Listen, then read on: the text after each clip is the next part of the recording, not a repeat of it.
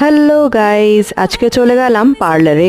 আইব্রোসে growth এত হয়ে গেছিল কি প্লাক করার টাইমে এত ব্যথা লাগছিল। যাই হোক, আপার লিপস লোয়ার লিপস ও একটা মেশিন দিয়ে করে, তাই চাপ হয় না খুব একটা।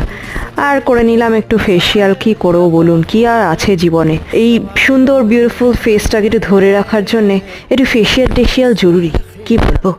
লাস্ট বহু বছর ধরে আমি এই পূজার দিন পার্লারেই যাই। প্রোডাক্টসগুলো জেনুইন ইউজ করে আর আমার স্কিনে এত স্যুট করে।